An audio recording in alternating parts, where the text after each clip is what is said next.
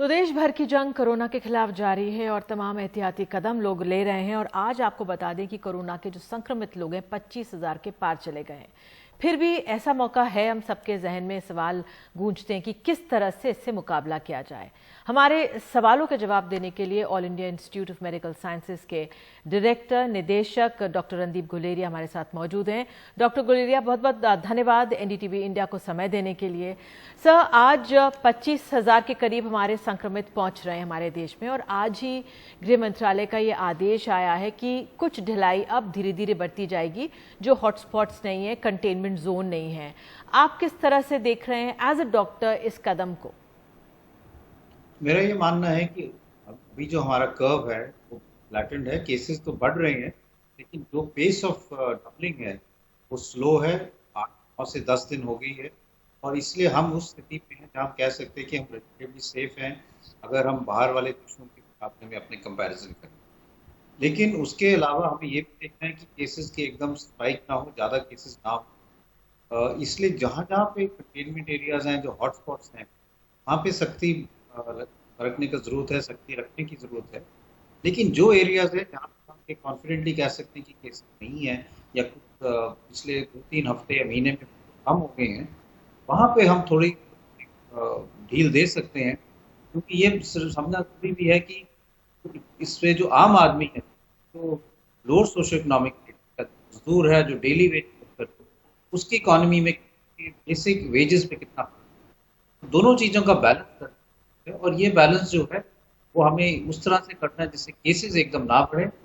और इसके लिए सब लोगों की इन्वॉल्वमेंट बहुत ज़रूरी है, चाहे सोशल डिस्टेंसिंग हो, हैंड वॉशिंग हो, मास्क लगाना हो।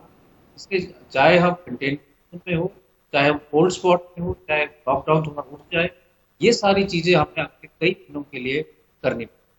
जी, डॉक्टर साहब, कुछ कॉलर्स हैं जो आपसे बात करना चाहेंगे, अपने सवालात आपसे पूछना चाहेंगे। पहला कॉलर मुझे बताया जा रहा है प्रवीण साहनी है दिल्ली से। जी प्रवीण, पूछिए अपना सवाल। नमस्ते डॉक्टर साहब। जी, मेरी हार्ट सर्जरी को 6 महीने हो गए हैं साहब। मेरा वॉल्व भी चेंज हो चुका है। मैं डायबिटिक हूँ, बीपी भी हूँ, और ये सब कंट्रोल में है। मेरी एज है 70 ईयर्स। तो क्या मैं ये पूछना चाह रहा था कि क्या मैं अभी अपने शॉप पे जा सकता हूँ? मैं हार्ट पेशेंट अभी अपने आप को कंसीडर करूँ, या मेरे को क्या खास एहतियात बरतनी चाहिए? तो आपका सवाल बहुत ज़रूरी है समझना, और बहुत अच्छा है, क्योंकि आप एक उस कैटेगरी में आते हैं जिनको हम हाई रिस्क कहते हैं। आपकी उम्र थोड़ी ज़्यादा है, आपको डायबिटीज़ भी है, हार्ट की प्रॉब्लम भी है। और हम ये जो ग्लोबल डेटा है उससे ये साबित होता है कि इस टाइप के लोग जो हैं इनको इन्फेक्शन, सीरियस इन्फेक्शन होने के चांसेस ज़्यादा हैं। इसलिए अगर आप शॉप पे जा रहे हैं और अगर ज़रूरी है जाना, तो आप पहले अगर आप इसको अवॉइड कर सकते हैं तो बेस्ट है कि कुछ दिन और ना जाएं, अपने आप को घर पे रखें, तो वो सबसे बेटर रहेगा। लेकिन अगर जाना ज़रूरी है तो आप अपने हैंड वॉशिंग रेगुलरली करें, लोगों से डिस्टेंस बना के रखें, और ये देखें कि जहाँ जहाँ पे लोगों को कोई बाहर से आके टच कर सकता है तो उस एरिया की सफाई एंटीसेप्टिक से डेफिनेटली कराएं। कई लोगों ने कुछ हद तक पार्टीशन भी बना लिए हैं, जैसे आप ट्रांसपेरेंट प्लास्टिक का वो लगा लें, कर्टन लगा लें, जैसे हम बाथरूम में कर्टन लगाते हैं, शावर कर्टन है, या प्लास्टिक का शीट है, जिससे कुछ बैरियर बन सकता है, जिससे आप अपने आप को प्रोटेक्ट कर सकते हैं। तो इस नए ज़माने में हमें इनोवेटिव होना पड़ेगा, नए सॉल्यूशंस ढूंढने पड़ेंगे, और ये देखना पड़ेगा कि हम किस तरह से इन्फेक्शन को अपने पास ना आए। जी, बहुत कारगर सुझाव है किस तरह से एक प्लास्टिक की लेयर से अपने आप को आप बचाव कर सकते हैं। हमारे साथ दूसरे कॉलर हैं मोहम्मद साद, ये कानपुर से जुड़े हैं। जी साद, पूछिए अपना सवाल। हेलो सर, नमस्कार। नमस्कार। हेलो जी, पूछिए अपना सवाल, आपकी आवाज आ रही है। सर, मैं ये पूछना चाह रहा हूँ कि सर, रैपिड टेस्ट किट जो है, एंटीबॉडी रैपिड टेस्ट किट जो है सर, उससे क्या मतलब कि जो SARS-CoV-2 है हमारे बॉडी में सर एंटर कर चुकी है, इसके बारे में पता चल पाएगा या नहीं? तो हमें ये समझना चाहिए कि जो रैपिड टेस्ट किट है वो डायग्नोसिस पॉइंट ऑफ व्यू से नहीं है। Rapid test kit is not a diagnostic kit, और इसलिए इसमें ये जो कई धारणा है कि इससे हम कोविड-19 डायग्नोज कर पाएंगे, वो सही नहीं है। रैपिड टेस्ट किट जो है वो ये देखता है कि आपकी बॉडी में कोविड इन्फेक्शन के बाद एंटीबॉडीज बनी और कितनी बनी है। जब हमें किसी को भी कोविड इन्फेक्शन होता है तो उसके शरीर में एंटीबॉडीज बनती हैं जो इस इन्फेक्शन को लड़ती हैं, और वो जो एंटीबॉडीज हैं खून में भी होती है, इसलिए रैपिड टेस्ट हम ब्लड से कर सकते हैं। लेकिन ये एंटीबॉडीज जो हैं एक इंसान में हफ्ते 10 दिन में बन सकती हैं, कईयों में 2 हफ्ते में बन सकती हैं, कईयों में वो 3 हफ्ते भी लगा सकती हैं।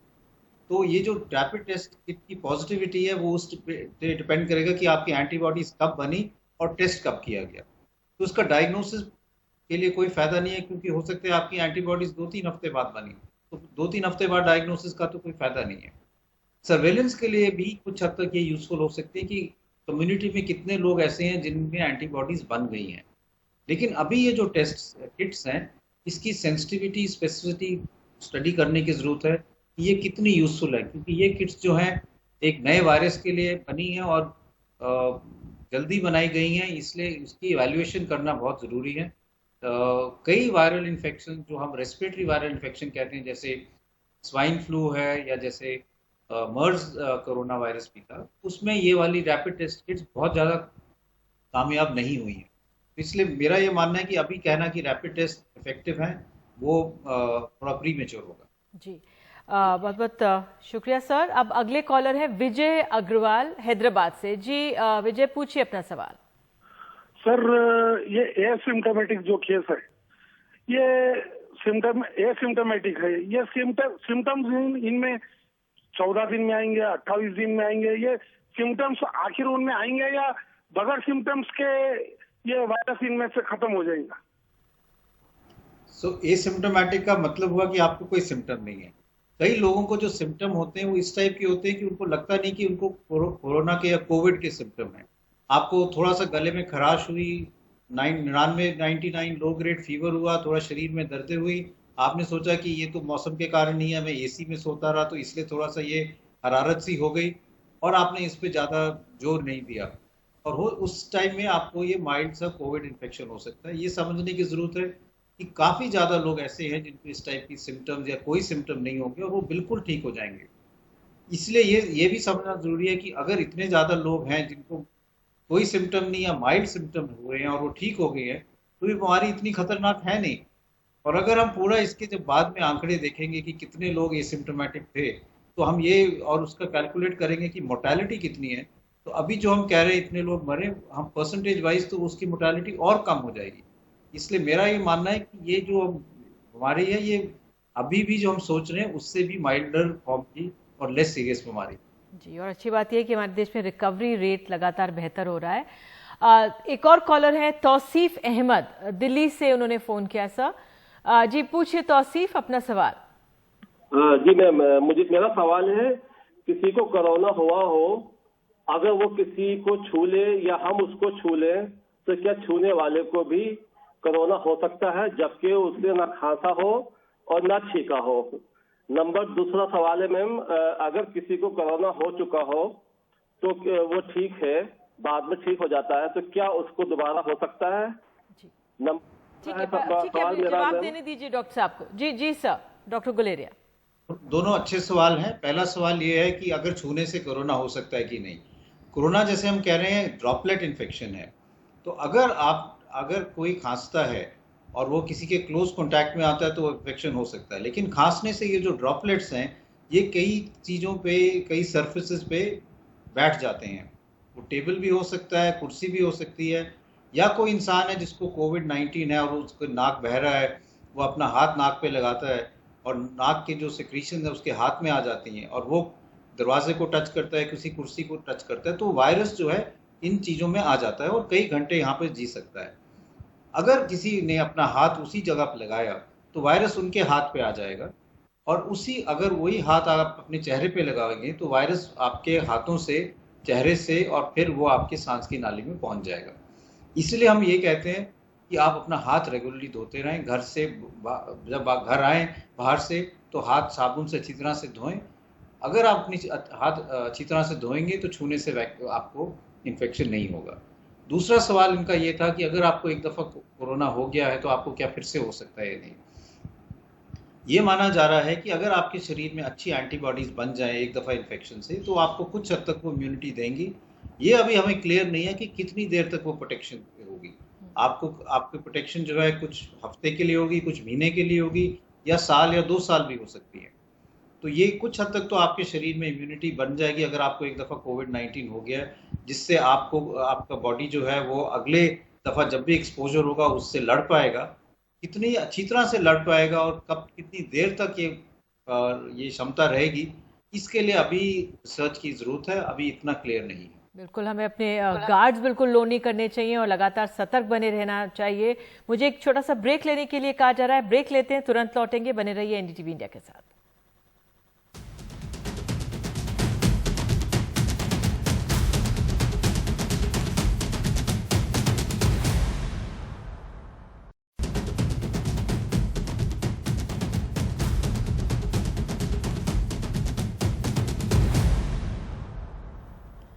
तो कोरोना के खिलाफ जंग हमारी जारी है, लेकिन आए दिन तरह तरह के सवाल हम सबके सामने आके खड़े हो जाते हैं। All India institute of medical sciences के डायरेक्टर डॉक्टर रणदीप गुलेरिया हमारे साथ बने हुए हैं, सवालों के जवाब दे रहे हैं। हमारे साथ इस समय इंदौर से डॉक्टर पुष्पेंद्र अवधिया हैं, माइक्रोबायोलॉजिस्ट हैं। पूछिए डॉक्टर अवधिया अपना सवाल। मेरा सवाल ये है कि अपने पास पीसीआर के लिए काफी मामले पेंडिंग है उनकी रिपोर्ट आने के लिए, तो क्या हम, जैसे हमको पता है कि कोरोना से चेस्ट पे इन्फेक्शन होता है, तो क्या अपन डिजिटल एक्सरे से इसका पता लगा कर तुरंत इलाज शुरू नहीं कर सकते?